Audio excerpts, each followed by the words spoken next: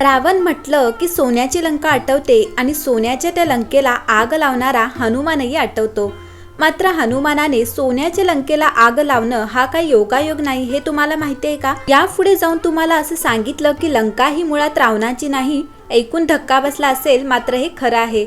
लंका ही मुळात रावणाची नव्हती, मात्र त्याने कपटाने लंका आपली केली. आज आपण ही कहाणी काय आहे ते पाहणार आहोत. एकदा पार्वतीने लक्ष्मीला भेटायचा विचार केला. तिने भोले शंकर यांची परवानगी घेतली.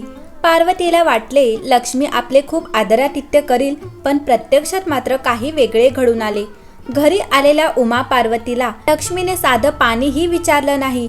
उलट अभिमानाने स्वतःचा तोरा मिरवत लक्ष्मीने पार्वतीला तिचं सारं राजभवन, धन, वैभव, नोकर चाकर दाखवून खूप हिणवलं आणि म्हणाली, ज्याला सारं जग त्रिपुरारी म्हणून ओळखतं तो तुझा भिकारी नवरा आहे तरी कुठे? चिता, भस्म, त्रिशूल, फावडी आणि फाटकं मृगजीन घेऊन त्याने कुठे बस्तान बसवलं आहे? पार्वतीने हे ऐकताच तिचा क्रोधाग्नी भडकला. ओठ थरथरले, जीभ फडफडली. ती म्हणाली, तू माझा सन्मान नाही केलास तरी चालेल, पण माझ्या पतीचा विनाकारण अपमान मी सहन करणार नाही. माझ्या पतीला भिकारी म्हणताना तुला लाज का वाटत नाही?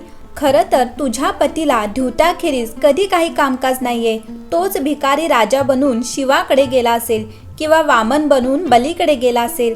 सतत सगळीकडे आपली झोळी पसरून भीक मागत फिरत असतो. ददीची ऋषींकडे तर त्याने हाडं म्हणून भिक्षा मागितली होती. विसरलीस का? शंकर तर जगाचे तारणहार, भोले भंडारे आहेत. पार्वती अशा प्रकारे लक्ष्मीवर चिडली आणि उद्विग्न मनाने ती कैलास पर्वतावर परतली. पार्वतीला पाहून अंतर्यामी भगवान म्हणाले, हे देवी, आज चेहरा एवढा उदास का? त्यावर पार्वतीने लक्ष्मीने केलेल्या उपवासाचं वर्णन करून शिवशंकराला सांगितले आणि म्हणाली, आजपासून मी अजिबात अन्न पाणी घेणार नाही. उपाशी राहून भले माझे प्राण मला गमवावे लागेल तरी बेहत्तर. तुम्हाला जर माझे प्राणप्रिय असतील तर मी सांगते तसा महाल मला बनवून द्या. महाल बनल्यावर गृहप्रवेशासाठी लक्ष्मीला आमंत्रित करून मला माझ्या अपमानाचा बदला घ्यायचा आहे. माझ्या अपमानाचा असा बदला घेईन की सारी दुनिया बघत राहील. ह्यावर शंकराने पार्वतीला खूप समजावलं.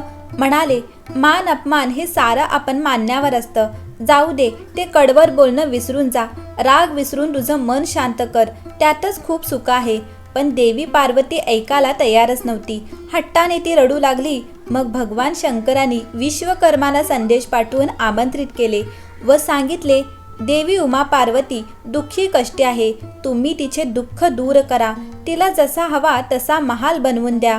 पार्वती खुश झाली व विश्वकर्म्याला समजावू लागली, मला समुद्राच्या मध्यभागी एक नगर वसवायचे आहे. ज्याला 4 दरवाजे असतील असा किल्ला बनवायचा आहे. जिथे थंड गरम पाण्याचे तलाव असतील, सुंदर बाग बगीचे, स्वच्छ रस्ते असतील. माझ्या रंगमहालाच्या छतालाही तुम्ही सोने लावा. सगळे दरवाजे सोन्याचे बनवून मध्ये मध्ये हिरे मोती जडवा. चमचमणाऱ्या फरशांवर रंगीबेरंगी मीनाकारी करा. सोन्याच्या भिंती, छत, अंगणही सोन्याचंच बनवा. मंच, पलंग इतकंच काय, महालातील भांडी सुद्धा सोन्याचीच हवीत.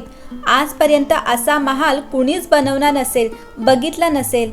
लक्ष्मीने असा महाल बघितल्यावर तिने मान खाली घातली पाहिजे. विश्वकर्म्याने सगळे समजावून घेऊन आपले अनुयायी ब्रह्मलोकातून बोलावून घेतले.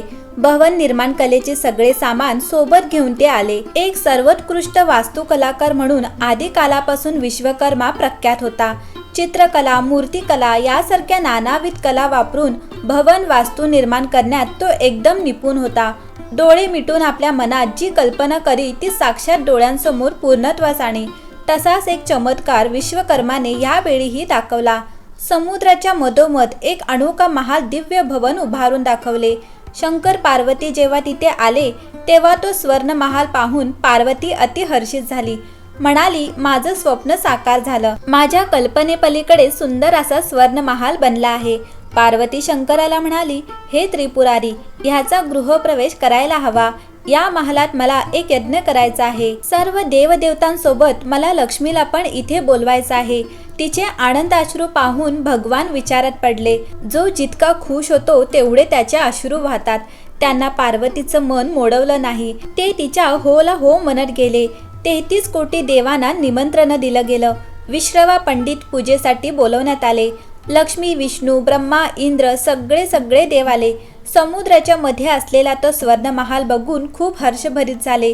तेव्हा लक्ष्मीच्या हाताला धरून पार्वती तिला आपल्या सोन्याच्या विटांनी बनवलेला महाल दाखवू लागली आणि म्हणाली, बघ हा चमत्कार, त्याच त्रिपुरारीचा ज्याला तू भिक्षू म्हणालीस होतीस, हा त्याच भिकाऱ्याचा महाल आहे जो बघायला आज सारी दुनिया आली आहे. झरोके, खिडक्या, दरवाजे, इतकंच काय जमीनही सोन्याचीच आहे. माझ्या महालाच्या कोपऱ्या इतकीही तुझ्या महालाची आता लायकी नाहीये. शंकर म्हणाले, पार्वती असा वृथा अभिमान करू नये. इतक्यात मंडप सजवून तयार करण्यात आला. शंकर पार्वतीने यज्ञ केला. विश्रवा ऋषी विधी विधान मंत्रपठन करीत होम हवती पूजेच्या प्रत्येक क्रिया समजावून देत होते. पूर्णाहुती पडल्यावर सर्व देवदेवतांनी फुलांचा वर्षाव केला. नभांगण शिवपार्वतीच्या जय जयकाराने दुमदुमू लागले. देवदेवता, योगी, ब्राह्मण, साधू, भिक्षू सगळ्यांची भोजने झाली. नंतर सगळ्यांना मान सन्मानाने दक्षिणा दिल्यावर सर्वांनी प्रस्थान केले. शेवटी शिवशंकरांनी विश्रवा ऋषींना आपल्याजवळ बोलवले व म्हणाले, आपल्या येण्याचे आज आम्ही धन्य झालो. तुम्हाला जे हवं ते मागा. आज आम्ही तुमच्यावर खूप प्रसन्न आहोत. त्यावर विश्रवा म्हणाले, भगवान तुम्ही खरंच माझी झोळी भराल. आता तुम्ही जे म्हणालात ते वचन नक्की पुरे कराल. भगवान म्हणाले, मनात कसलीही शंका आणू नका. माझे वचन पूर्ण होते असा त्रिलोकी डंका आहे. मी खरंच खूप प्रसन्न झालो आहे. आता तुम्ही मागा, तुम्हाला काय हवे आहे ते वरदान देईन. ह्यावर शीश झुकवून विश्रवा म्हणाले, हे भगवन, तुम्ही तुमचे वचन पूर्ण करा. मला हा सुवर्ण सिंधू हवा आहे जिथे हे सुंदर भवन उभारले आहे. हाच माझ्या मनात भरला आहे. हे ऐकता क्षणी सर्व उपस्थित आश्चर्याने पाहू लागले. पार्वतीच्या मनावर जसा वज्रपात झाला. तिच्या स्वप्नांची एका क्षणात राख रांगोळी झाली. तिने विश्रवाला शाप दिला, एक दिवस असा येईल तुझे नामो निशान मिटून जाईल. कालोघात तुझी ही सुवर्ण नगरी राख राख होऊन जाईल. तुझा दिवा विझून घरघोर त्रास होईल. आपल्या जवळ होतं नव्हतं ते सारं वैभव दागदागिने तिने विश्रवा ऋषींना दान करून टाकले. पार्वती निष्कांचन झाली. मंडळी, या दंतकथेचा वास्तवाशी कदाचित संदर्भ असू शकेल. हे विश्रवा ऋषी म्हणजे रावणाचे पिता. पुढे ते कालचक्रात रामयुगात राम वनवासात असताना रावणाने सीताहरण केले. सीतेला पळवून नेत असताना तिने रामाला मार्ग कळावा म्हणून मार्गात आपले एक एक करून सगळे अलंकार उतरून टाकले. ती जेव्हा लंकेला पोचली तेव्हा तिचे स्त्रीधनही तिच्याकडे नव्हते. ती पण पार्वतीसारखीच निष्कांशन झाली होती. त्यावरूनच लंकेची पार्वती हा शब्द प्रचार आला आहे. वीर हनुमानाने श्रीरामाला सीतेच्या शोधात मदत करत असताना लंकेला जाऊन लंकेचे दहन केले आणि पुढे झालेल्या युद्धात रावण हत्येसह रावणाचा निर्वंश झाला. लंकेच्या पार्वतीचा शाप खरा ठरला. वीर हनुमानही भगवान शिवाचाच अवतार. करता करविता तोच भोळा सांब. डमरू वाले बाबा तेरी लीला है न्यारी. जय भोले जय भंडारी. शिवशंकर महादेव त्रिलोचन कोई कहे. त्रिपुरारी जय भोले जय भंडारी. मंडळी, तुम्हाला ही कथा कशी वाटली मला कमेंट करून नक्की सांगा. आणि जर तुम्ही माझ्या चॅनलवर नवीन आला असाल तर चॅनलला सबस्क्राईब करायला अजिबात विसरू नका.